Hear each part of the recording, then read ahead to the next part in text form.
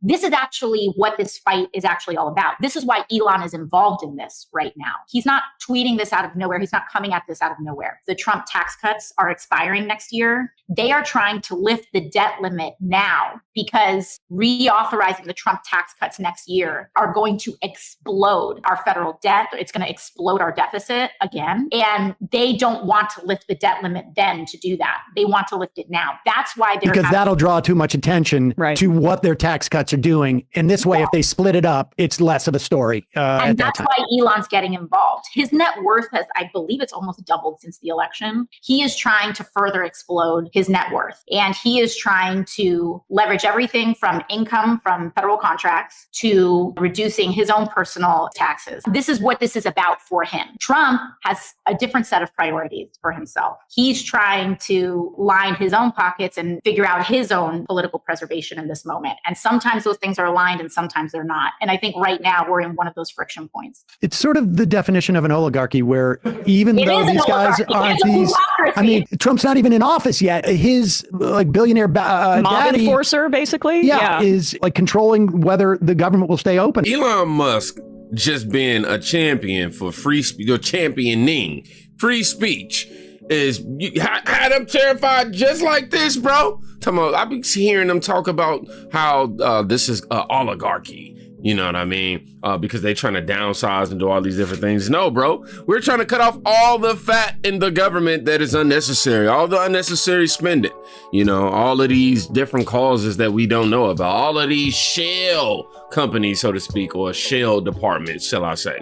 But the narrative from the left is that Elon Musk is only doing all of this to further his financial interests. None of this is coming off of merit.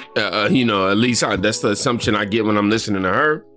All of it is to enrich himself further. I don't know, man. When you got that type of money, like what is he trying to buy? If I'm making over 300 billion a year, what else do I need to what taxes do I need to take on? Like, what else am I trying to buy with that type of money? Even with his companies, you know what I mean? Like, come on, man. AOC, she just out here looking wow. You know, again, the left and AOC is showing that they have no solutions for America whatsoever, and she has the nerve to want to run for president. Now, AOC says Daniel Penny is the reason subways aren't safe. It has nothing to do with the crackheads, that's what I'm reading, and migrants setting a woman on fire, according to AOC. Oh man, they are so screwed in their head, man. Check this out. Essentially said that he would do it again if necessary, if there was a present threat. What do you make of the comments? Well, you know, doesn't that, I just feel like that tells us everything. If we do not want violence on our subways, and the point of our justice system is a level of accountability to prevent a person who does not have remorse about taking another person's life. I mean, even people who have engaged in manslaughter or have taken a life accidentally express remorse. And so the fact that a person may express no remorse indicates that there's a risk that it may happen again. And if we do not want to unleash that level of violence, then we should exert a level of accountability to prevent that from happening again. You see, clips like this just really, I mean, it gets under my skin and it ticks me off. I mean, because as I'm hearing that, all I'm thinking is, hey, go tell that to the family of that woman who was burned alive. Go let them know that. You know what I'm saying? I'm pretty sure they would love to have had a Daniel Penny on the train that day. Because, I mean, you had an officer walk past, then try to fan a flame. You had the Venezuelan guy or whatever, you know, wherever he from, sitting down. The guy who who set on fire, sitting down, just watching it like it's some sort of feature film. Like, come on, man. I bet they wish they had, you know, he was there to help that day. You know what I'm saying? Come on, man. This AOC is annoying, man. I don't think she's even real. Like, this don't even feel real. I don't think, you know what I'm saying? Like, oh no. Let's read some comments from this clip, though. It says, let's ask her to prove the subways are safe and she can ride them every day for 2 weeks by herself. Somebody else said, I'm surprised she didn't find a way to blame it on the orange man bad. Right. Now, yesterday we played the footage of Nick Sorter confronting AOC at the Capitol over her refusal to condemn Biden over the migrant crisis, which led to the event today. I just want y'all to see how the interaction went. We played it in the last video, but for context. Ocasio-Cortez, so your district is really suffering under the pressure of the border crisis. Thank you. Why are...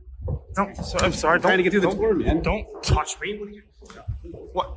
Your district is very much suffering through the border crisis. Biden's border crisis. Why will you not? No. Get out of my way. Excuse me, sir. Get out of my way. Dude, fucking get your hands off of me. Why? You're gonna fall down the stairs, man. Relax. Stop touching me. Stop touching me. Sir, you're gonna fall down the stairs. Are you talking to the Biden administration about fixing the border? Get off of me! What is wrong with you? You touched me on the stairs. Thank you. I did not touch you. I have it on video. I will never understand how these Democrats will sit here and promote to you all day on how, things like the subway is just safe and all that. You know what I mean? Like, it's safe, and the border is safe and all that. My fault, y'all had a brain fart. The border is safe, and we don't have a migrant crisis, and we got people literally every single day, being harmed as a result of this.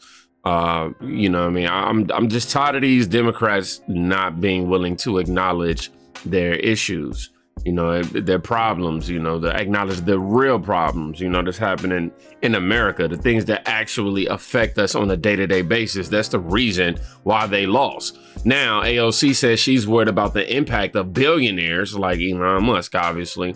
If that's true, why not refuse all donations from billionaires like George Soros, huh? Going forward, and then call on the Democratic Party to reject billionaire donations as well. You know what? They're not going to do that. Why? Because they're hypocrites. Duh. Clay Travis, founder of Outkick, joins us.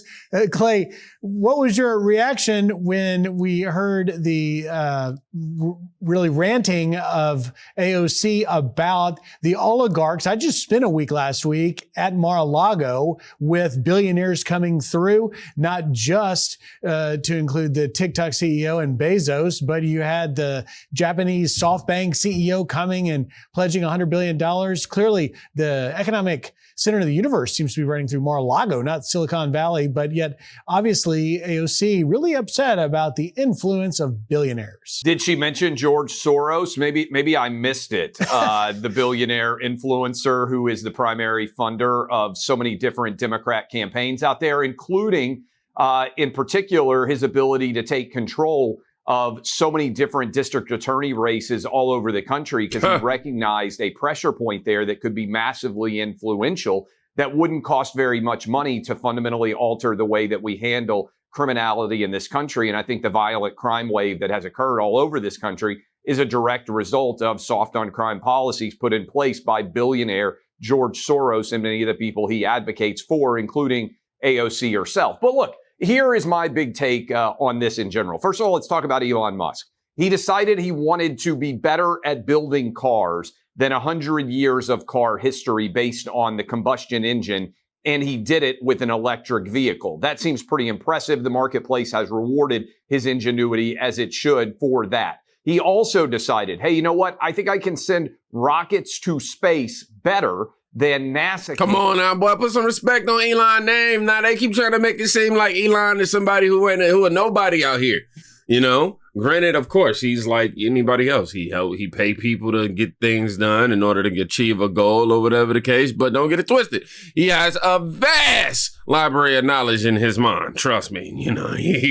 He bought X and was knowledgeable enough to know that it was going to turn into the news. And which had a 70 or 80 year head start on him. And guess what? He's done it more efficiently, more affordably, and to such an extent that we have astronauts trapped on the International Space Station right now that we have to rely on Elon Musk to go and rescue them. So he's done better at redefining the car. He's done better at rocket ships. I kind of trust him to be able to handle a media company. And she talked about the owner of the LA Times. I think you can also put in there Jeff Bezos, the owner of the Washington Post. What's the point of owning a media company if you don't actually advocate for smart profit imperatives, either for your shareholders or for your individual board? These are not trusts designed to just give salaries to everyone. I'm just saying, look, bro, we all are trying to look out for the better interests of ourselves and things of that nature.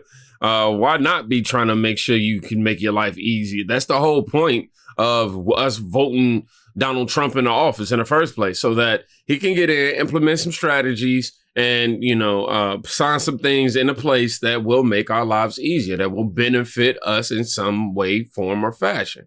So, I don't think that just because you're a billionaire, you're not allowed to have that same, right. I actually trust capitalism and the marketplace far more under the leadership of these individuals than I do the government trying to get involved with somebody like AOC, who's never created an actual job in her entire life. You raise a great point, Clay, because it's the thinking outside of the box, from Tesla to SpaceX, and even before that, PayPal on the list of things that they did. But yet it's funny because the thought of someone advising President-elect Trump to come into Washington and do things differently the way it's done has a lot of Democrats already trying to get under Trump's skin, calling Elon Musk President Elon Musk. You had Dan Goldman, Pramila Jayapal, and others. Last 15 seconds I got. Do you think that'll work? The Democrats can get under Trump's skin by trying to suggest that Musk is really in charge? No, I don't think it can. And also, let's remember, I haven't heard AOC talk about the fact that Kamala Harris raised $1.5 billion in about 100 days or so. Far more billionaires actually support Democrats than Republicans. If she's upset about their influence, maybe she should stop taking all of their money herself, as opposed to complaining about their influence on Donald Trump. In other words, hey, AOC, it's time for you to start, doing what you preaching, okay? It's time for you to start walking the walk that you talking, okay? Go ahead and start not accepting, declining all the phone calls from all the billionaire friends that's giving out donations. That's all I'm saying. Otherwise, you just a hypocrite. All you guys do is lie. Manipulate with bias, and y'all threaten and clearly hate America, man.